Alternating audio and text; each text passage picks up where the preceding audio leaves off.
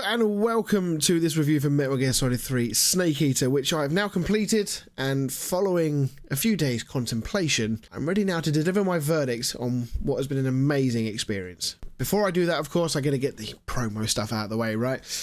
Please do like, share and comment on this video, ring the notification bell, sub for more, all that kind of good jazz. The views and the comments and the general viewership numbers on this series has been outstanding. I'm so pleased that you guys have enjoyed this as much as I have. But yeah, thank you so much for everyone that's been here for the ride. It's been an absolute blast. Now, I would like to also invite you at this point to my Discord channel, which has been fairly quiet for a little while. But honestly, I want to get it going again. I want to bring this community together, which has been growing now for the last 12 months.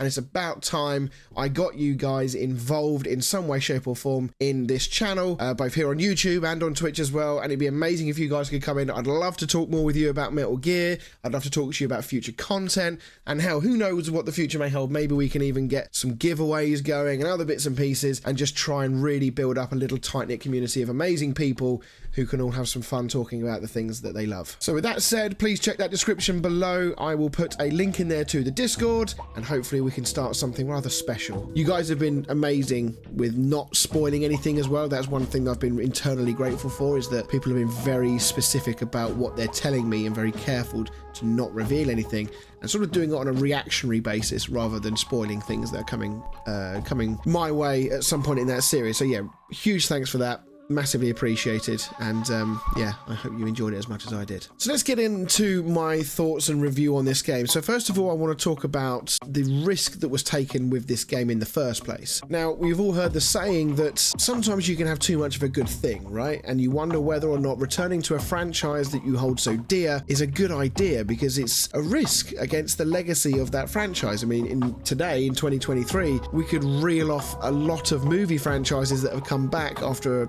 long hiatus and have probably ruined them, or certainly tainted them, shall we say. You've got to ask yourself, does it improve on anything? Can you improve on what was amazing in the first two games in this case? Because if you don't, you risk leaving the final memories of this franchise just with a really bad taste in your mouth, and it will taint your image of the entire franchise if the final thing that you find out about this game, or the final thing you experience about this game, is a negative thing. Well, in this case, I knew that that wasn't going to be the case. I already knew that the Metal Gear Solid 3 entry had a huge amount of popularity within the community, and it was regarded as arguably the best in the series. So of course I go into this confident that everything is going to be okay and that I'm going to be playing an amazing game. But obviously back at the time, those thoughts would have been going through people's minds. So Hideo to come out and smash us out of the park in the way that he did, kudos to you. Yeah, you achieved it, you smashed it. It's been brilliant. So getting into the review now itself, heading into the 1960s now in this game, and we play in a very different setting.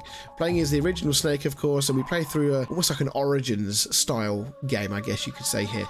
And we're playing in a world that is very different to the one that we occupied in the previous two entries in the series. You know, gone are all the tight corridors. Gone is the kind of not linear approach, that's not the right way to put it, but in this one you've got these jungle environments with different terrain. You've got larger areas, I guess, which open up different strategies for how you approach certain parts of the game. You could go loud, you could go stealth, you could go all the way around the edge. You know, there's multiple ways you can approach all these things, and whilst at times you could do that with Metal Gear, the very nature of the maps that you were playing on, or the level design that you were playing on, meant that often you had to go through that part, and ultimately that kind of made your mind up for you as to how you were going to play it. Now, before I dive into my feelings on the story, because to be honest, that's where a lot of my emotions and a lot of my feelings lie, I did want to go through some of the elements of the gameplay mechanics themselves and just sort of talk about what I did and what I didn't like about the game. So let's start with the dessert first. Yeah, let's get the dessert out of the way first. Sometimes it's nice to start with something sweet. I mean, the game took everything that was good about the first two entries in the series and just kind of dialed it up a bit more. The food, the stamina system, and the cure system, whilst they were fairly basic in design, I just felt like it offered a really nice extra layer of thought and consideration to this game, and it complemented the game really well. Never became became a chore. It never felt like, oh, fucking hell, I've got to do this again. It always felt like, oh, okay, right, let's just quickly do this, and then I've got to do this. And it just kind of worked with the entire design of the game and the entire feel of the game. And sometimes even to a point where parts of the story was tied into some of those elements. So, for example, the transmitter, you know, I can't remember exactly which point in the game, it was obviously towards the end. You go into the cure and you see that there's a transmitter that you cut out, and I was later then told by you guys in the comments that if I hadn't done that, I would have actually got a different cutscene where somebody would have cut it out for me. So little things like that, you know, it wasn't just a gameplay loop or gameplay mechanic that was thrown in as a throwaway gesture just to try and make it seem cool. There was a reason for it, and he used it to tie it into the story at the same time, which I thought was really, really cool. The new sonar system took some adjusting to get used to, but in the end I really liked it. I felt again like it added that an extra layer of strategy, because the sensor couldn't tell the difference between what was a person and what was an animal or part of the wildlife. Could have been a mouse or a frog or a scorpion or a spider. All you got was a little square to say that there was something there. And I did like that, and I liked the fact that the battery would run out, so you couldn't just continually use it. You know, the battery lasted a long time, but it wasn't so long that at some point it was going to bite you in the backside if you left it running the entire time. And of course, every other gadget that you used the same battery. So if you wanted to flick from the sonar to your night vision goggles or whatever, you know, at some point you're going to have to turn it all off and just let the battery recharge. So again, nice little extra layer of strategy on the game that complemented it really, really well. We'll also say that I felt the backpack system was really good. There was a lot of gadgets and weapons and other bits and pieces in this game, and if they had left all of that in the R2 and L2 menus, that would have got an absolute nightmare to navigate through. So the fact that they used the backpack system to allow you to chop and change between 8 things that you wanted at any given time just made navigating through those menus so much easier. Something that, you know, potentially could have gone completely under the radar and unnoticed. So the fact that they considered that and realized that actually this is going to become a real pain in the ass to go through. Again, brilliant game design, brilliant UI design, really, really good. Now, the only thing I would say about the CQC stuff, because I think it was really cool, and I think that it was a great addition to the game. I didn't really use it much in this game. My play style throughout this, it wasn't necessarily run and gun, but it wasn't a million miles from that. And I didn't really tap into the CQ stuff very much. So if I was to play the game again, I probably would try and go down that route a little bit. I ended up using the trank gun most of the time because it was quite effective. So it was a kind of a if it ain't broke type approach, and got me through the game. But as I say, if I played it again, I would probably try and investigate and do more of the CQC stuff and try approach fights and certain situations in a different way. All right, let's get into the veggies then. We've had our dessert. Let's now talk about the veggies. The biggest disappointment in this game for me were the Cobras, because after Metal Gear Solid 1 and 2, certainly the original, all of the boss battles were difficult. All of them were intriguing. All of them had nuances that required extra brain power and extra thinking. Some of them really fucking confused me. Anybody that watched the first playthrough of that game will understand that I struggled with one or two of them. But they had so much thought put into them that the Cobra fights in this one felt a little bit cheap and a little bit naff, frankly, for want of a better term. So I felt like overall they were really disappointing, but it actually, the Cobras themselves as an entire entity were quite disappointing. We virtually saw nothing of them other than the time when they were on the helicopter on the bridge when we first saw the boss and the Cobra unit, and I was able to breeze through them really, really quickly. Now, they either weren't needed or weren't given that opportunity in this game, and it just made them seem a bit irrelevant, and just they were just sort of mild inconveniences along the way in this story. So yeah, that was a bit disappointing. The boss fights themselves were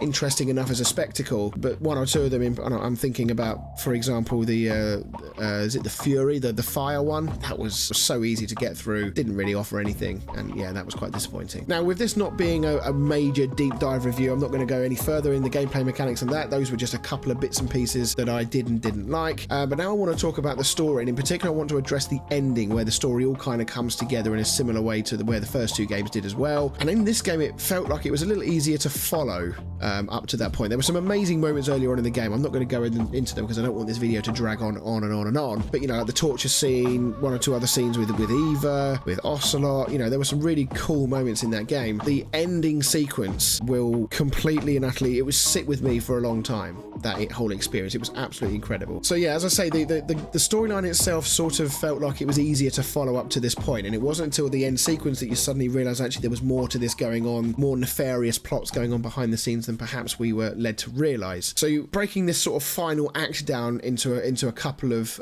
acts, if you like. The first part of it is obviously the scene with the boss where you fight her and you find out some reasons as to why she did what she did, and she's practically begging us to kill her. She talks about her history with the sorrow and the child that was taken away from her at birth. It was all very sad and very difficult for Snake to absorb, and as an onlooker playing the game, you know, you're pulled in emotionally. You're pulled in emotionally. You're involved in this. You're enveloped by this entire situation. It's pulling on multiple different emotion strings, right? You've got sort of like this sense of pride in her, or being proud of her for doing what she's doing to a degree. You're sad, obviously, for what she's doing. You're kind of angry for the defection stuff. You know, you've got all these different emotions going on, and because of how well the voice acting is, you are just kind of drawn into it. So it was amazing, and that is why I chose the less lethal approach. And I've been told after the event that is an approach that a lot of people take, and I think it's justified, right? Because you know, you've got a very strong connection with this woman. She was a mentor. She was effectively family to Snake. I don't know if there was ever anything more between them, you know, romantically, but there was a strong bond there, whichever way you want to look at it. So to just outright shoot her just felt wrong. In the end, that's obviously how it played out, because it looked like that the story pushed you down the route to effectively execute her while she's on the floor to give her what she wanted. And then after that, you get this truly amazing wrap-up scene. I'm going to ignore the stuff with Ocelot. I think the Ocelot stuff was amazing, by the way, his character progression throughout the entire game, but I'm not going to focus on it in this particular review. I want to talk about now the final wrap-up scenes where Eva is narrating and talking about her own motives as it's revealed that she's a Chinese spy. And of course we find out the true explanation behind why the boss defected. Of course we find out that she didn't defect. That was the truth that we were given. She was an agent of the CIA, and she was still carrying out her duties all the way up to and including when we killed her. And the entire sequence where it's revealed that she was basically told to be the fall guy and she accepted it. The whole thing was just done exquisitely. I mean, the range of emotions once again at play here is incredible. You're proud of her more so than you were before, because now you realise she was a true patriot, and that terminology is used. You're angry at perhaps her for doing what she did. You're angry at the fact that she's dead and that you've had to kill her. You're sad that you've had to kill her. You feel kind of betrayed. You know, there's all of these legitimate emotions going on here that you've got every kind of right to feel. And watching Snake take gut punch after gut punch in that final hour of the game was kind of tough, because you know the connection he has to both of these characters. You've got the boss and the obvious ones we just talked about, that bond. You've got Eva that he's kind of grown close to over the course of the game, and he finally opens up to her. He finally has that night with her, and then he wakes up and finds out the truth when she leaves a tape behind. The only consoling thing is that the boss obviously convinced Eva to not kill Snake. That's the only kind of consoling factor in that entire sequence. I mean, the voice acting throughout this entire sequence, the narration from Eva, the boss during her moments, absolutely amazing, and it's complemented by genuinely one of the best soundtracks I've ever heard for a video game. It is unbelievable. Certainly in the very first game of Metal Gear, I felt like the soundtrack was a bit cheesy at times and made those emotional moments where we'd get like the character monologues after they died. It felt like it was very forced. The music would so obviously change to become like almost like the stereotypical kind of get the violin out. But with this one, it was so much more subtle and it was so brilliantly done. Genuinely an amazing soundtrack, and I'm definitely going to be adding that one to my Spotify list if I can find it. Now, the paragraph that was used to talk about the boss as we were standing over her unmarked grave, holding the white flowers and the boss's gun, some of the kind of most emotionally charged moments I've ever seen in video games. It was amazing. And the line that was used, the paragraph that was used, Snake, history will never know what she did. No one will ever learn the truth. Her story, her debriefing will endure only in your heart. Everything she said, she did for her country. She sacrificed her life and honor for her native land. She was a real hero. She was a true patriot. Now, I may not have reacted to it properly at the time, but trust me when I say that it was a very moving moment. I do tend to stay quiet sometimes and just kind of take it all in when there is so much to take in, and sometimes I don't have too much of an outward display of emotion during those moments, but that's not me being cold to it. That's not me being completely closed off to it. This is just me kind of being in awe and just trying to process what it is that I'm seeing, and in this case, processing what these words mean. I mean, what we've basically just witnessed is that the boss will be forever remembered as a villain by by everybody other than a few very specific people, and that was kind of tough to watch, again, because of that relationship with Snake, and it was tough to watch without at least getting somewhat emotional, even if it's, in my case, for example, being kind of emotional on the inside rather than, an outward display of emotion. But there was just so much to digest after all of that. And then, of course, you know, we got the other stuff as well to do with the first information about Snake being cloned. We got the Ocelot convo that comes into the end credits, where he sort of finally becomes the Ocelot that we know and love, where he's kind of double-crossing people and playing both sides, and lots of stuff going on there. I mean, I could go on for ages about this game. I genuinely could. Maybe a gaming podcast is in my future endeavours at some point. What do you guys think? A future gaming podcast? That'd be something you like? Let me know in the comments down below. To wrap up though, I mean, this ending wasn't just done better than the first two Metal Gear games. I could make a very strong case for saying that this was done better than any game that I've ever played. I mean, I've played some fantastic single player games over the years. Last of Us, Mass Effect, just to name but a few, Uncharted, but I don't remember any that kind of brought together such an amazing story closure, as well as evoking so many emotions all at the same time. It really was a roller coaster, and it was absolutely incredible. And I will of course be playing Metal Gear Solid 4, as I said earlier, in the near future, but I can now say that I'm just genuinely over the moon that I've played these first three games. I'm pleased that I've definitely played this one, because I was aware of how